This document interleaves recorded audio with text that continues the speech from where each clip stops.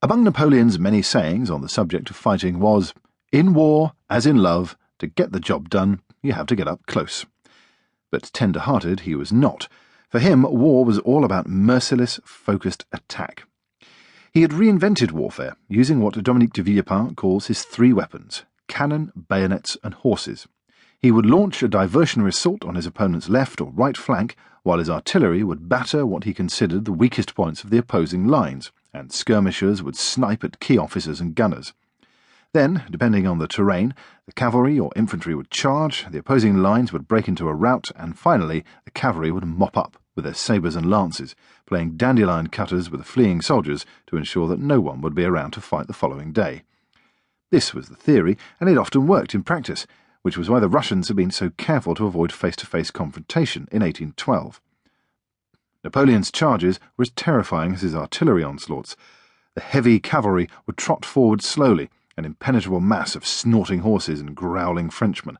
The infantry would begin its advance with linked arms and march straight into musket or cannon fire, each fallen man instantly replaced by another. Then, nearing the lines, they would point their bayonets straight at the enemy's hearts and close in for the kill. The idea was to give the opposing army plenty of time to panic in the face of the wave of doom bearing down on them, and run.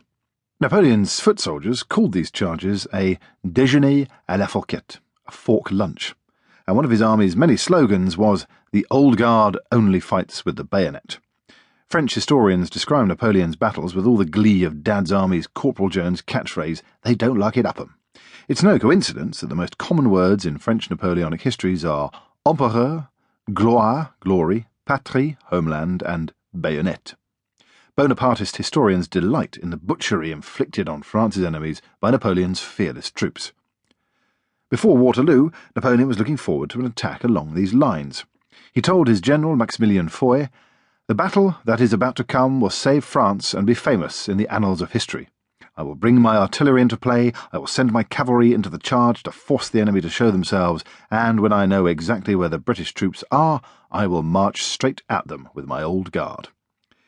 In the end, the only bit he got wrong was the prediction that he would save France, although some French people would of course dispute even that. Napoleon knew that several armies, in total about 1,000,000 men, were converging on him at once: the Spanish and Portuguese from the south-west, the Austrians and Italians from the south-east, and the Anglo-Dutch, Prussian and Russian coalition from the north. His only hope was to go out and face them.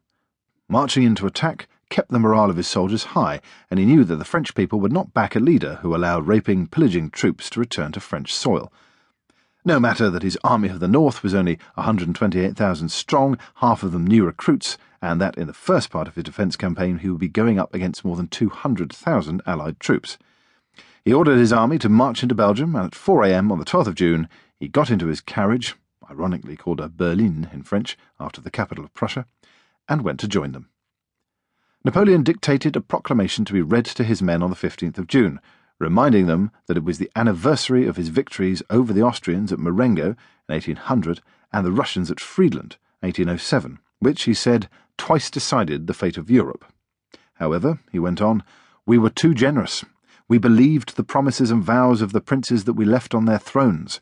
Today, allied against us, they are threatening France's most sacred rights and independence. One moment of prosperity has blinded them. If they enter into France, it will be to find a grave there."